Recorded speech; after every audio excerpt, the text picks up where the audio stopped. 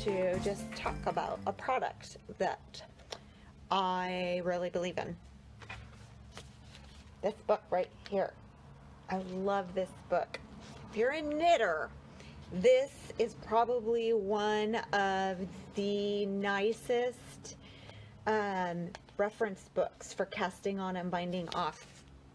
There are a total of 54 methods of different things in here. And here is a method right here where you can use 3 colors of yarn to do a braided cast on. Did you know you could even do that?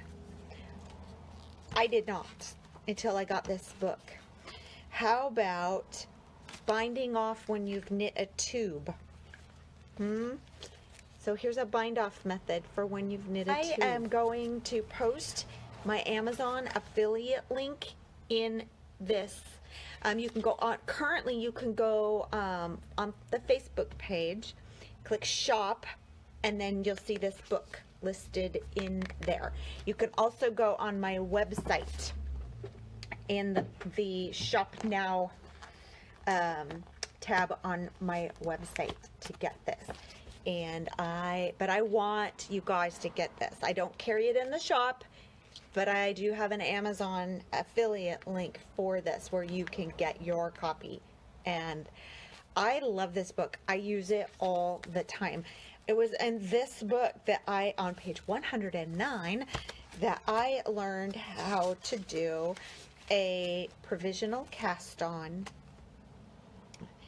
Well, it starts on page 109, but this teaches how to do a provisional cast on where you use waste yarn, but there's a substitution for using a cable from a second circular needle, and that way when you go to pick up those stitches and start going and joining them again, they're already on a needle and you don't have to transfer them back. And I happen to really dig on that. It's got super stretchy bind off and tubular bind off and picot bind offs. Oh my gosh, if you've never done a picot bind off, first of all, we have that on both of our hooded scarf projects from the Yarn Shop tour from last year. We added this picot bind off at the end of the scarf, and it makes a really fun fringe.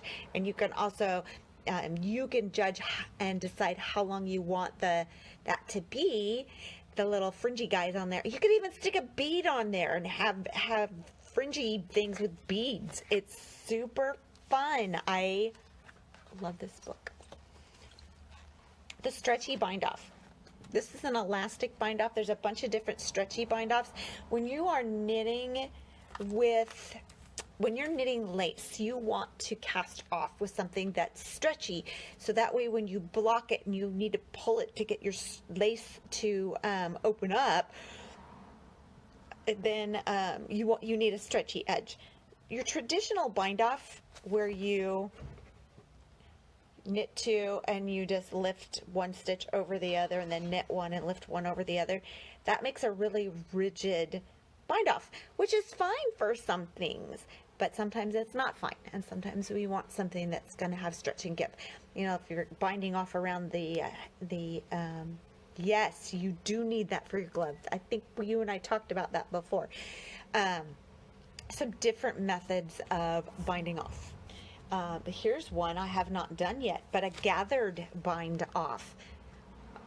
You know, so like you do something from the bottom up, and now you want it, but you want it really full, and now you want to pull it in. Yeah, you need this. You need this book. The pictures are really, really great. They're very much in my style of teaching. The instructions are very clear. They're concise. The pictures are up close. It's very much in alignment with the way that I teach. And if you've ever looked at my tutorials and my posts on my website, you're going to like this book. You are going to like it, like it, like it. All kinds of really awesome stuff in here. So that's my prop for the day. You need the 50 what is it? 54 step-by-step instructions for casting on and binding on.